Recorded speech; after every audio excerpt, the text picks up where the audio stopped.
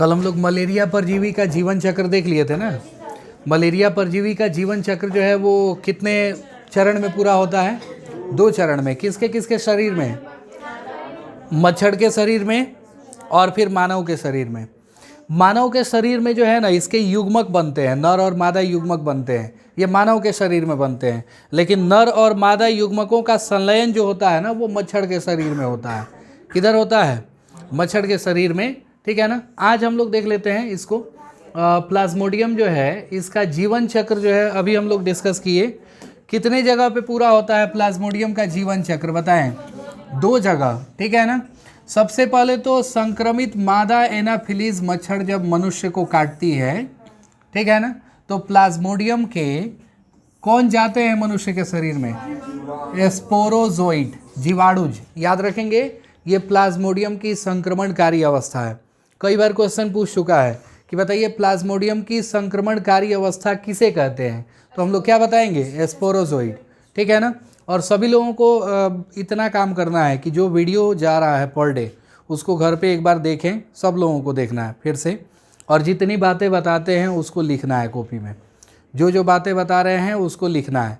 Plus PDF जो जा रहा है, पीडीएफ को भी हम लोग देखें कि कहाँ कहाँ एक्स्ट्रा चीज़ें बताई गई हैं, उसको भी हम लोग देख के लिखें। ठीक है ना। और अगर वीडियो हम लोग देख लेते हैं तो वीडियो देख लेते हैं तो फिर पीडीएफ देखने की ज़रूरत है ही नहीं। लेकिन एक और चीज़ जो है, कल बोले थे कि क्वेश्चन जाएगा, क्वेश्चन जो है हम भेजेंगे कुछ एक्स्ट्रा क्वेश्चन, और उसको बनाना होगा। वो बहुत ज़्यादा इंपॉर्टेंट क्वेश्चन है। 3 पेज में क्वेश्चन गया हुआ है, लेकिन जो लोग कह रहे हैं कि नहीं मिला, उनके लिए दुर्भाग्य की बात है। समझ में आया ना, कि उनको नहीं मिल पाया। समझ में आ रहा है ना। इसका मतलब कि वो पीडीएफ जो है नहीं देखे हैं, टेलीग्राम नहीं चेक करते हैं, ये इस बात का सबूत है। कल का 12th हिंदी मीडियम का जो पीडीएफ गया हुआ था, उस पीडीएफ को हम लोग खोजें, उस पीडीएफ को जो है ओपन करें, और ओपन करने के बाद सबसे लास्ट में देखें हम लोग। समझ में आ रहा है ना। उसमें क्वेश्चन दिया हुआ है, तो क्वेश्चन जो है नहीं जाए ऐसा हो नहीं सकता है। इसका मतलब साफ है कि हम लोग ध्यान नहीं दे रहे हैं। समझ में आ रहा है ना। तो इसलिए थोड़ा सा केयरफुल रहने की ज़रूरत है। कल भी हम बताए थे कि टेलीग्राम पे जो जो मैसेज आता है, हम लोगों से रिलेटेड जो जो जाता है, ठीक है ना, उसको जो है हम लोगों को देखना है और उसके हिसाब से रिस्पॉन्ड करना है। ठीक है ना। तो क्वेश्चन जितना गया हुआ है, 3 पेज में सवाल है, ये बनाना है उसको। जो नहीं बने, जिसमें दिक्कत आए, वो हम लोगों से पूछना है। समझ में आ रहा है ना। स्पोरोजोइड जो है ये प्लाज्मोडियम की कौन सी अवस्था है? संक्रमणकारी अवस्था है। ठीक है ना। लिखने का काम हम लोग वहाँ से करें। कहाँ से? वीडियो में से। वीडियो चालू करें, उसमें सब कुछ मिल जाएगा। जैसे जैसे चीज़ें बताते हैं वैसे वैसे हम लोग जो है उसको लिख लिया करें। तो यहाँ पे एक लाइन हम लोगों का बन रहा है कि प्लाज्मोडियम की संक्रमणकारी अवस्था कौन है? स्पोरोजोइड। ठीक है ना। ये जीवाणु जो है सबसे पहले मच्छर जो है कहीं भी काटे, लेकिन वो पहुँचेंगे हमारे कहाँ पे? यकृत में। जीवाणु नहीं, ये तो परजीवी होते हैं। समझ में आया ना, प्रोटोजोअन होते हैं। तो ये प्रोटोजोआ मच्छर कहीं भी काटे हमारे शरीर में पहुँचेंगे कहाँ पे? लीवर में। समझ में आ रहा है ना। सबसे पहले ये कहाँ जाकर रहते हैं? लीवर में अपनी संख्या क्या करते हैं? बढ़ाते हैं। ये अपनी संख्या बढ़ाएंगे कहाँ पे? लीवर में। और लीवर में संख्या बढ़ाने के बाद जो है ये अटैक करते हैं। अब किसको अटैक करते हैं? आरबीसी को अटैक करते हैं। तो जब भी किसी आदमी को मलेरिया होगा ना, उसका आरबीसी हम लोग देखेंगे बहुत डाउन होने लगता है। आरबीसी जो है वो लैग करने लगता है। समझ में आया ना। आरबीसी की कमी होने लगती है। इसके बाद देखें एक और इम्पॉर्टेंट चीज़, यहाँ से पूछा जाएगा कि बताइए मलेरिया परजीवी जब शरीर में प्रवेश करता है, वो एक खतरनाक पदार्थ जो है छोड़ता है, जहरीला पदार्थ छोड़ता है। वो जहरीला पदार्थ कौन है? देखें, जब जब आरबीसी हमारा फटेगा ना, आरबीसी को जब जब मलेरिया पैरासाइट फोड़ेंगे, उस समय एक अविषालु पदार्थ निकलेगा, एक टॉक्सिक, एक जहरीला पदार्थ निकलेगा। नाम है उसका क्या चीज़ बताए? हीमोजोइन। और जैसे ही हीमोजोइन निकलेगा ना, तुरंत हम लोगों को ठंडी लगेगी, कपकपी होगी। ठीक है ना। हीमोजोइन निकलने के बाद जो है क्या होगा? ठंडी लगेगी, और ठंडी लगने के जस्ट बाद बुखार आएगा।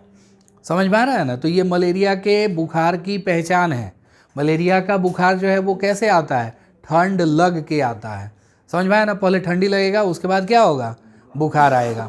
तो ये ठंडी किसके चलते लगता है? हीमोजोइन के चलते। ठीक है ना। और ये देखें ठिठुरन, ठिठुरन मतलब वही कपकपी, प्रत्येक 3 से 4 दिन के अंतराल पर आएगा। और किस मच्छर के चलते हो रहा है ये फिर से जान लें हम लोग, मादा एनाफिलीज मच्छर। समझ में आ रहा है ना। तो ये एक स्वस्थ मादा एनाफिलीज मच्छर जब एक संक्रमित मनुष्य को काटती है तो संक्रमित मनुष्य से जो है ये परजीवी उसके शरीर में चले जाते हैं और वहाँ पे अपना परिवर्धन करते हैं, वहाँ लैंगिक जनन करते हैं, ठीक है ना। और फिर से वापस बन जाते हैं क्या चीज़, स्पोरोजोइट। स्पोरोजोइट बन जाते हैं। स्पोरोजोइट ये मच्छर के आमाशय में बनते हैं, लेकिन उसके बाद ये स्पोरोजोइट मच्छर के किस ग्रंथि में चले जाते हैं बताएं, लार ग्रंथियों में चले जाते हैं। ये स्पोरोजोइट मच्छर के पेट में बनेंगे, लेकिन पेट में से कहाँ चले जाएंगे, लार ग्रंथियों में। और लार ग्रंथियों में जाने के बाद अब फिर नेक्स्ट टाइम वो मच्छर किसी स्वस्थ मनुष्य को काटती है, तो स्वस्थ मनुष्य को काटने के बाद जो है उसको भी क्या हो सकता है बताएं, मलेरिया हो सकता है, ठीक है ना। तो देखें हम लोग कि जीवाणु जो उसके शरीर में प्रवेश करता है और प्रवेश करने के बाद जो है उसको फिर से मलेरिया हो सकता है। समझ में आ रहा है ना। तो ये हो गया इंपॉर्टेंट बातें यहाँ से। ये एक बीमारी दिया हुआ है हम लोगों को फाइलेरिया, लेकिन इसके बारे में आगे जो है हम लोगों को बताया गया, ठीक है। फिर से वापस हम लोग लाएंगे इस फिगर को। चलते हैं अब हम लोग कौन सा रोग देखने बताएं। अब हम लोग रोग देखेंगे किससे होने वाले, किससे होने वाले रोग, कृमि जनित रोग, बिल्कुल हेलमिंथल रोग देखेंगे हम लोग। हेलमिंथ से होने वाले सबसे पहले रोग में एक बीमारी आएगा, व्यक्ति को मतलब स्वास्थ्य एनाफिलीज मादा मतलब मच्छर काटती है तो उसको मतलब उसके परजीवी उसके अंदर चले जाते हैं। तो अगर कोई स्वस्थ नर मच्छर उसको मतलब उस व्यक्ति को काटे तो उसको भी मतलब वो भी प्रभावित होगा। बिल्कुल ठीक है ना। वैसे भी संक्रमण फैलेगा, ठीक है ना। जब जब एक स्वस्थ मच्छर संक्रमित व्यक्ति को काटता है तो मच्छर पहले प्रभावित होगा और फिर दूसरी बार वो मच्छर किसी स्वस्थ व्यक्ति को काटेगा तो वो स्वस्थ व्यक्ति भी प्रभावित होगा। फिर उसको कोई और मादा एनाफिलीज मच्छर काटी, उसके शरीर में ये जाएंगे, तो इस तरह से प्रसार होता है मलेरिया का। देख रहे हैं कितना खतरनाक है ये। एक बार अगर किसी व्यक्ति में गया मलेरिया का परजीवी तो कितने लोग जो है संक्रमित होंगे ये हम लोग गिन नहीं सकते हैं। समझ में आया ना। क्योंकि एक मच्छर जो है एक आदमी को तो काटता नहीं है, उसको सबका खून पसंद है, अलग अलग बदल बदल के। समझ में आ रहा है ना। हाँ देखें अगली बीमारी जो है कृमि जनित है। और कृमि जनित रोगों में कल हमने नाम लिया था एस्केरियासिस, अमीबियासिस और टीनियासिस और फाइलेरियासिस भी, उसको भी ऐड कर ले हम लोग, ठीक है ना। फाइलेरियासिस, एस्केरियासिस, टीनियासिस, अमीबियासिस, ये सब किसके किसके चलते होते हैं कल भी हम लोग डिस्कस किए थे। जैसे अमीबियासिस हो गया, अमीबियासिस होता है किसके चलते, एंट अमीबा हिस्टोलिटिका, किसके चलते होता है, एंट अमीबा हिस्टोलिटिका। समझ में आया ना। टीनियासिस होता है टीनिया सोलियम के चलते। एस्केरियासिस होता है एस्केरिस लुम्ब्रिकॉइड्स के चलते। और एक और बीमारी फाइलेरियासिस, वुचेरेरिया बैंक्राफ्टी और वुचेरेरिया मेलाई। समझ में आया ना। इनके नाम याद रखेंगे हम लोग, चारों परजीवियों के नाम और हेलमिंथ जनित रोगों के नाम, ठीक है ना। रोगों के नाम क्या क्या हैं, फाइलेरियासिस, अमीबियासिस, टीनियासिस और एक और कौन सा, टीनियासिस हो गया, अमीबियासिस हो गया, एस्केरियासिस और फाइलेरियासिस, ठीक है ना। फाइलेरियासिस होता है किसके चलते, वोचेरेरिया बैंक्राफ्टी और वोचेरेरिया मेलाई, ये दो परजीवी हैं। समझ में आया ना। अमीबियासिस किससे होगा, एंट अमीबा हिस्टोलिटिका, ठीक है ना। और एस्केरियासिस एस्केरिस लुम्ब्रिकॉइड्स और टीनियासिस टीनिया सोलियम। समझ में आया ना, इनके चलते होता है। तो सबसे पहले हम लोगों को रोग दिया है कौन सा, अमीबियासिस, अमीबिता जिसको कहते हैं, अमीबी पेचिस भी इसको कहते हैं हम लोग, अमीबी पेचिस या अमीबी अतिसार। एक बीमारी का बहुत सारा नाम होता है, वो सारे नाम हम लोगों को याद रहने चाहिए, ठीक है ना। तो देखें अमीबियासिस का लक्षण जो है वो क्या होता है। सबसे पहले तो देखें कि ये पाया कहाँ जाता है, बताएं हम लोग जरा। बड़ी आंत में, मनुष्य के बड़ी आंत में पाया जाता है। और बड़ी आंत में पाने का मतलब हो गया कि ये मल के द्वारा फैलने वाला रोग है। समझ में आया ना। इसके लक्षण क्या क्या होंगे, कोष्ठबद्धता, कॉन्स्टिपेशन हो गया, कब्ज, ठीक है ना। उसके बाद क्या होगा, उदरीय पीड़ा, पेट में दर्द, और क्या होगा, ऐंठन, ऐंठन के बाद अत्यधिक श्लेष्मल और रक्त युक्त, रक्त वाले थक्के वाला क्या होगा, मल, इस रोग का मुख्य लक्षण है, ठीक है ना। मल के साथ रक्त आना या श्लेष्मल मल, ठीक है ना। घरेलू मक्खियाँ इस रोग की वाहक है। याद रखें हम लोग, अमीबियासिस की वाहक कौन है? घरेलू मक्खियाँ, ठीक है ना। क्योंकि जब जब ये परजीवी को संक्रमित व्यक्ति के मल और खाद्य पदार्थों तक ले जाकर उनको क्या करती है? संदूषित करती हैं। मक्खियाँ जो है वो खाने वाली चीज़ों पे जब जब बैठती है, कल भी हम लोग डिस्कस किए थे, मक्खियाँ जब जब खाने वाली चीज़ों पे बैठती है ना, क्या करती हैं वो इन परजीवियों को अपने पैरों पर चिपका लेती हैं। चिपकाती नहीं है वो, ये चिपक जाते हैं खुद ही, और फिर जब वो खाने वाली चीज़ों पे जाके बैठती हैं वहाँ बैठ जाते हैं, ये छूट जाते हैं। इसके परजीवी जो है वो खाने वाली चीज़ों पे चले जाते हैं। जब वो चीज़ें हम लोग खाएंगे वापस हमको बीमारी होगी, ठीक है। तो ये जो बीमारी है मल पदार्थ द्वारा संदूषित पेयजल और खाद्य पदार्थों के कारण होता है, अमीबियासिस। तो अमीबियासिस के बारे में हम लोग जान गए। अमीबियासिस के बाद जो हम लोग देखते हैं अगला बीमारी कौन सा बताएं? एस्केरियासिस। कौन सा बीमारी देखेंगे? एस्केरियासिस। तो एक गोल कृमि होता है, नाम है उसका एस्केरिस, एस्केरिस लुम्ब्रिकॉइड्स। क्या नाम है? Ascaris lumbricoides. और एक और होता है फाइलेरिया कृमि। फाइलेरिया कृमि को हम लोग क्या कहते हैं? वुचेरेरिया, ठीक है ना। वुचेरेरिया बैंक्राफ्टी और वुचेरेरिया मेलाई, ठीक है ना। आगे लिखा होगा नाम, ये देखें हम लोग, वुचेरेरिया बैंक्राफ्टी और वुचेरेरिया क्या चीज़? मेलाई। ये दोनों जो है क्या करवाते हैं? कौन सा रोग करवाते हैं? फाइलेरिया। तो ये फाइलेरिया के बारे में यहाँ दिया हुआ है, इसके ऊपर जो है एस्केरियासिस दिया हुआ है, पहले हम लोग वो पढ़ते हैं, ठीक है। तो देखें ये जो गोल कृमि एस्केरिस लुम्ब्रिकॉइड्स है, ये भी आंत परजीवी है। आंत परजीवी मतलब ये भी हमारी आंत में ही रहना पसंद करते हैं, ठीक है ना। और इसके चलते जो रोग होता है उस रोग का नाम क्या है? एस्केरिस्ता या एस्केरियासिस। क्या नाम है? एस्केरियासिस, ठीक है। एस्केरियासिस का लक्षण क्या है? आंतरिक रक्तस्राव। आंतरिक रक्तस्राव का मतलब होता है अंदर ही अंदर ब्लड का क्या होगा? कमी नहीं, स्राव, ठीक है ना। रक्त का स्राव होगा, इंटरनल ब्लीडिंग होगी, शरीर के अंदर ही नस कोई भी फट जाएगा, खास तौर पे आंत वाला ही फटता है, और उसके चलते जो है रक्तस्राव होता है। पेशीय पीड़ा, हमारे मांसपेशियों में दर्द होगा। ज्वर, बुखार रहेगा, क्योंकि संक्रमण हुआ है, तो संक्रमण जितना भी होगा सब में बुखार जो है वो फ्री में मिलेगा। समझ में आ रहा है ना, जितना संक्रमण होगा। और रक्तता, और रक्तता मतलब खून की कमी, जाहिर है जब खून बहेगा खून की कमी होगी। आंत्र का अवरोध, ठीक है ना, यानी हमारी आंत जो है वो ब्लॉक हो जाएगी। समझ में आया ना। और इसके जो लार्वा होते हैं ना, इसके लार्वा यानी अंडे, वो सबसे ज़्यादा जो है वो मिट्टी में रहते हैं। कहाँ रहते हैं बताएं? मिट्टी में, जल में, पौधों में, ठीक है ना। इनको संदूषित कर सकते हैं। सबसे ज़्यादा बच्चे जो है वो मिट्टी में खेलना पसंद करते हैं। मिट्टी में इन बीमारियों के क्या होते हैं? लार्वा होते हैं। समझ में आया ना। और ये लार्वा बच्चों के माध्यम से जो है उनके पेट में प्रवेश कर जाते हैं, और प्रवेश करने के बाद वहाँ अपनी संख्या बढ़ाते हैं। संख्या बढ़ाने के बाद जो है वो ये सब लक्षण उपस्थित करवा सकते हैं। समझ में आया ना। शरीर में ये सारे लक्षण जो है आ सकते हैं।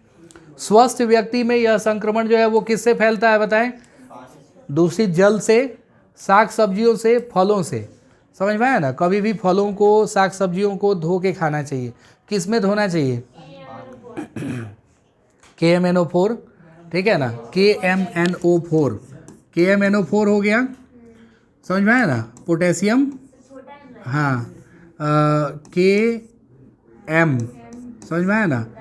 NO4, समझ में आया ना। पोटेशियम पर मैग्नेट में इसको धो के खाना चाहिए। तो वुचेरेरी, अगला बीमारी हम लोग पढ़ते हैं। अगले बीमारी का नाम देखें क्या है, बहुत सारा नाम है इसका। सबसे पहला नाम क्या है?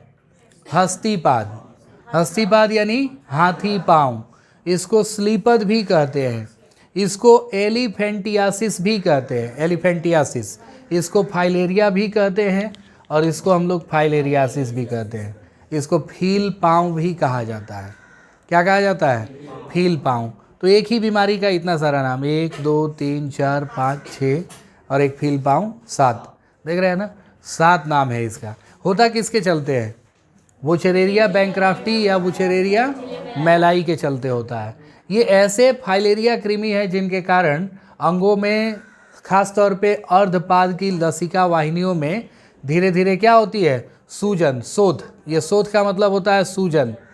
क्या होता है? शोथ होता है। पैर फूलने लगता है, और ये पैर फूला हुआ कई साल तक रहेगा, कई साल तक जो है रहेगा।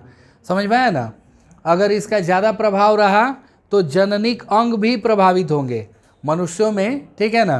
क्या आ सकती है, स्टेरिलिटी आ सकती है, बांझपन आ सकता है।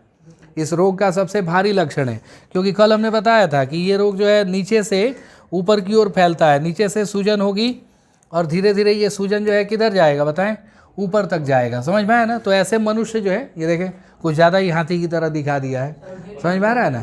तो ये जो है पैर दिखाने का मतलब है कि पैर जो है हमारा कैसा हो जाएगा, मोटा हो जाएगा। और ये किसके चलते हो रहा है, मच्छर के काटने से। ये भी किसके चलते हो रहा है, मच्छर के काटने से, क्योंकि वुचेरेरिया बैंक्राफ्टी और वुचेरेरिया मेलाई, इन दोनों को ढोने वाली जो है वो मच्छर ही होती है, मादा क्यूलेक्स मच्छर। नाम याद रखें इसका, किस मच्छर के चलते होता है, मादा क्यूलेक्स मच्छर के चलते होता है, ठीक है ना। मादा क्यूलेक्स मच्छर के चलते जो है ये रोग होता है। कौन सा रोग बताएं, हाथी पाँव, हाथी पाँव या फील पाँव, समझ में आ रहा है ना। कौन सा रोग, हाथी पाँव रोग, ठीक है ना। मच्छर का नाम हम लोग एक बार लिख लें, मच्छर का नाम क्या है बताएं, मादा क्यूलेक्स मच्छर। समझ में आया ना, मादा क्यूलेक्स मच्छर हो गया, समझ में आया ना। मादा क्यूलेक्स मच्छर, इसका नाम लिखने के लिए एग्जाम में आता है, पूछेगा कि बताइए कौन सा जो है फाइलेरिया रोग की वाहक है। फाइलेरिया रोग की वाहक जो है वो कौन मच्छर है, तो हम लोग क्या बताएंगे, मादा क्यूलेक्स मच्छर। समझ में आया ना। तो ये हो गया हम लोगों का फाइलेरिया रोग। इसके बाद देखें हम लोग इस मच्छर का पहचान किसे है? अब मच्छर को पहचानने के लिए क्या तरीका है, 5 को मच्छर ला के दे दिया जाए, पहचान पाएगा लोग। देखें अब अगला बीमारी हम लोग देखते हैं, माइकोस्पोरम, ठीक है ना। मच्छर को पहचानना नहीं है, नाम याद रखना है, माइकोस्पोरम, ट्राइकोफाइटोन और एपिडर्मोफाइटोन। समझ में आ रहा है ना। ये माइकोस्पोरम, ट्राइकोफाइटोन, एपिडर्मोफाइटोन, ये तीनों किसका नाम है, ये तीनों नाम जो है फंजाई का है, कवक। समझ में आ रहा है ना, किनका नाम है, ये कवक का नाम है। ये कवक क्या फैलाते हैं बताएं, ये कवक जो है हम लोगों को दे सकते हैं क्या चीज़, दाद, यानी रिंग वॉर्म। समझ में आ रहा है ना। खुजली जानते हैं ना हम लोग, ये संक्रामक रोग है और मनुष्यों में बहुत ही कॉमन है। कब होता है ये रोग, गर्मी के मौसम में। हाँ, ठंडी में नहीं होगा, ठंडी में चांस कम होता है, लेकिन गर्मी में, समझ में आया ना, गर्मी में, हाँ ठंडी में उनको होगा जो डेली नहीं नहाते हैं। समझ में आ रहा है ना, क्योंकि पसीना होगा, नमी आएगी। 2 चीज़ें हैं जो इसका जो है बहुत ज़्यादा प्रसार करती हैं। 2 चीज़ें पता है कौन कौन, ये देखें हम लोग, ऊष्मा और नमी। ऊष्मा और नमी गर्मी में जो है ये तो जनरली आ ही जाता है, किसी को भी गर्मी लगेगी और पसीना हो रहा है तो नमी होती ही है। लेकिन ठंडी में भी अगर आज नहाए हैं, ठीक है ना, कल नहीं नहाए तो हो सकता है कि कल थोड़ा ज़्यादा ओढ़ लिए हों, पसीना हो गया हो, और फिर उसके बाद अगले दिन हाथ मुंह धो के चल दिए। समझ में आ रहा है ना, पसीना उसी में है, तो उसके चलते जो है ये क्या होगा, रोग बहुत ज़्यादा फैलेगा, फैलने का चांस है। तो ठंडी में भी हो सकता है अगर हम लोग जो है व्यक्तिगत स्वच्छता मेंटेन नहीं करते हैं तो। समझ में आ रहा है ना। तो शरीर के विभिन्न भागों जैसे त्वचा हो गया, नाखून हो गया, सीरोवल्क हो गया, सीरोवल्क स्कैल्प होता है, पर सूखी सल्की स्केली लेसन्स जो है वो उत्पन्न हो जाती है, ठीक है ना। इसके चलते जो है ये सारा लक्षण यहाँ पे दिखाया गया है। एक जो है ये किधर का फोटो है ये, हम समझ में आया ना। यहाँ देखें हम लोग, इस तरह से जो है हो जाएगा कब, जब खुजली होती है, ठीक है, खुजली के टाइम में इस तरह से होगा।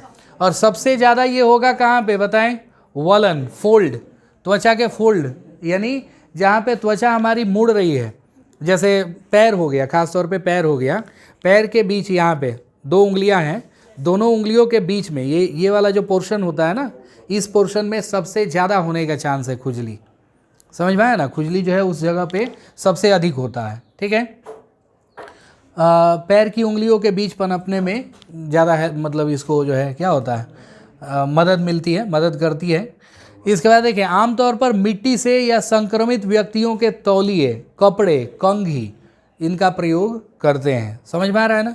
इन सब का अगर प्रयोग करते हैं तो फिर जो है हम लोगों को भी, अगर कोई संक्रमित व्यक्ति है उसको कस के खुजली आ रही है और उसको कुछ मिला नहीं, कंघी मिल गया, लेके भर पेट रगड़ दिया, समझ में आया ना। हाँ, और उसके बाद जो है उसी कंघी से हम लोग भी, हाँ, तो उसके बाद जो है स्प्रेड होगा इसका, समझ में आ रहा है ना। तो कैसे कैसे जो है दिनाई इसी को बोलते हैं, समझ में आया ना। ये जो भी नाम ले लो, खुजली खजुली, ठीक है। देखें, अगर हम लोगों को संक्रमित बीमारियों से बचना है, संक्रामक रोगों से बचना है, उपाय क्या क्या है। तो संक्रामक रोगों से बचने के लिए सबसे पहले जरूरी है क्या चीज़, व्यक्तिगत स्वच्छता, पर्सनल हाइजीन। हम लोग खुद जो है स्वच्छ रहें, स्वस्थ रहें, ठीक है ना, साफ सुथरा रहें। और उसके बाद जो है जरूरी है क्या चीज़ बताएं, जन स्वच्छता। जन स्वच्छता मतलब, जन मतलब लोग, जन मतलब क्या होता है, लोग, लोगों की स्वच्छता को हम लोग थोड़ा सा केयर करें, समझ में आया ना। पहले तो खुद साफ सुथरा रहें, अपने नहीं नहाए दूसरों को आदेश दें कि भाई रोज़ नहा के आओ, पता चलेगा 2-4 सुना दिया है, समझ में आ रहा है ना। तो इसलिए पहले व्यक्तिगत स्वच्छता और उसके बाद जो है क्या चीज़, जन स्वच्छता। हम लोग जब साफ सुथरा रहने लगे, अब दूसरों को प्रेरित करें कि भाई ऐसे रहो, समझ में आ रहा है ना।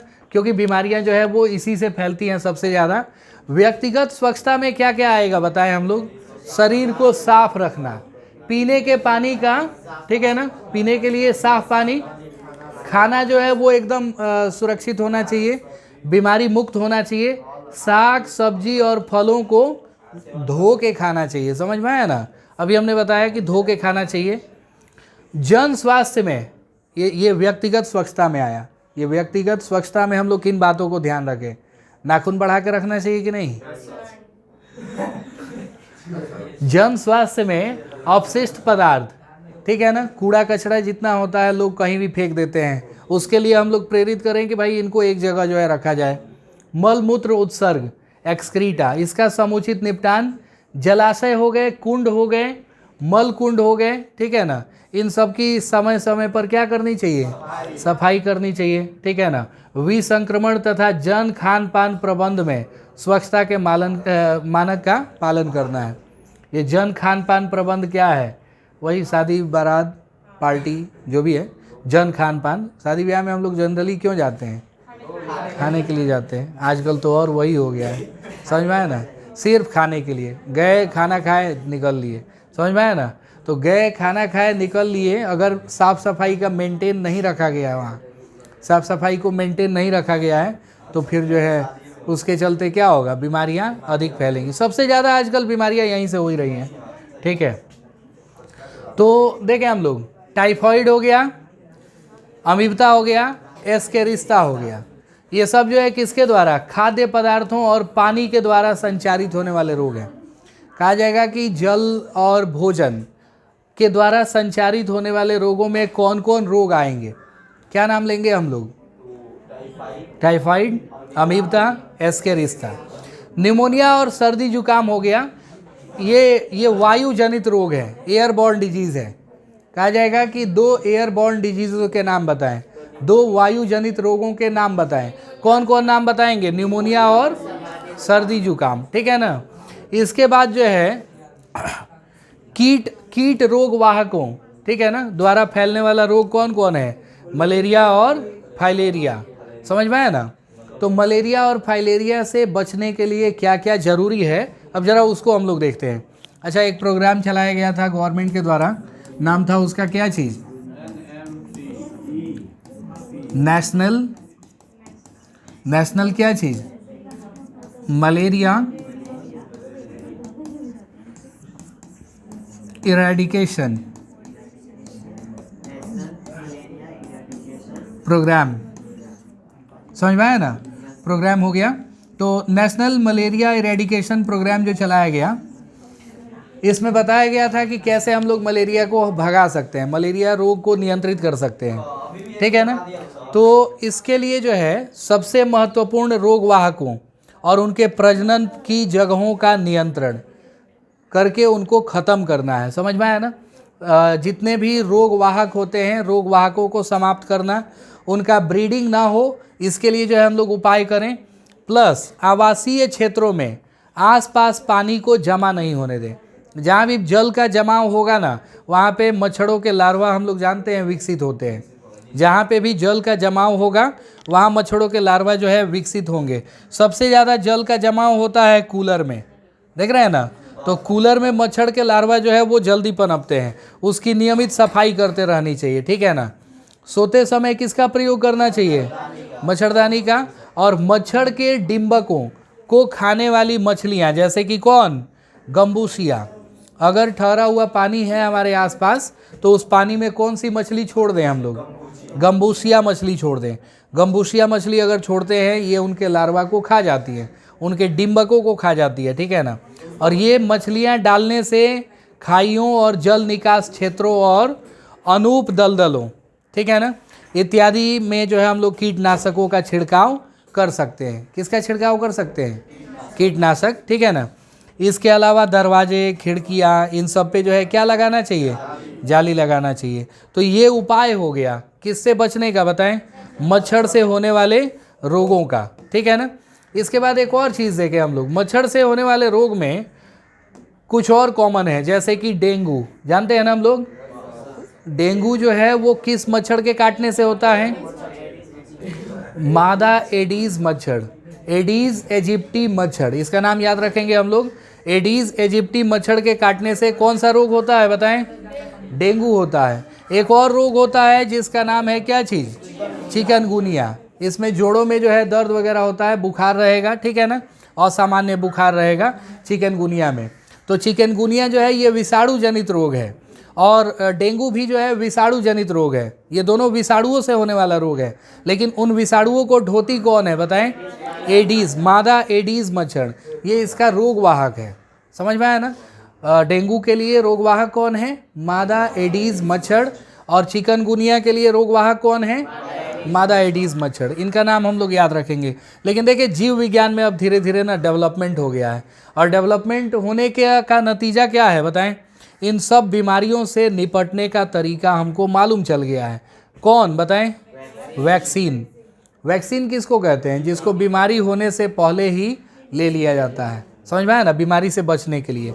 और ऐसी प्रक्रिया को हम लोग कहते हैं प्रतिरक्षीकरण। चेचक का टीका आ गया है, रेबीज़ का टीका आ गया है, ठीक है ना, पोलियो का, डिप्थीरिया का, न्यूमोनिया का, टिटनस का, इन सब के जो है वैक्सीन्स वगैरह बनाए जा चुके हैं। समझ में आया ना। सबसे पहला जो है एंटीबायोटिक कौन बनाए थे? Alexander Fleming. पेनिसिलिन, समझ में आया ना, पेनिसिलिन। इसके बाद देखें एक और चीज़, जैव प्रौद्योगिकी हो गया। जैव प्रौद्योगिकी, बायोटेक्नोलॉजी, जिसके बारे में हम लोग 11-12 चैप्टर में पढ़ेंगे।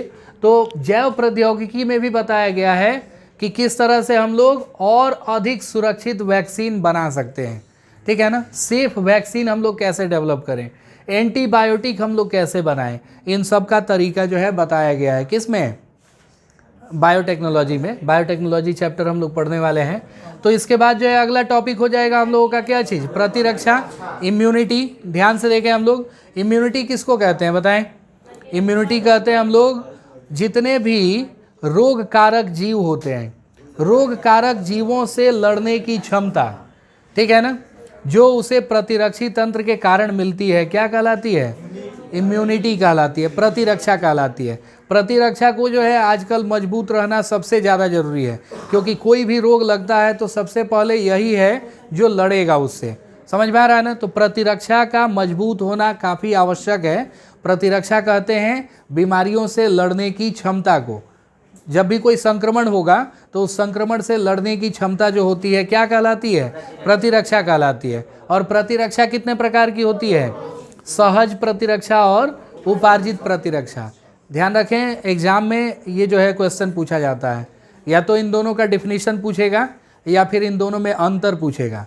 कहेगा कि सहज प्रतिरक्षा और उपार्जित प्रतिरक्षा में अंतर बताएं। कल का जो क्वेश्चन गया है उसमें भी ये सवाल होगा, सहज प्रतिरक्षा और उपार्जित प्रतिरक्षा में अंतर। समझ में आ रहा है ना। तो इन दोनों में अंतर जो है और कौन कौन सी चीज़ें इसमें आती है, कल हम लोग इसको देखेंगे। समझ में आया ना। सहज प्रतिरक्षा से जो है हम लोग कल शुरू करेंगे, कौन कौन चीज़ें आती हैं इसमें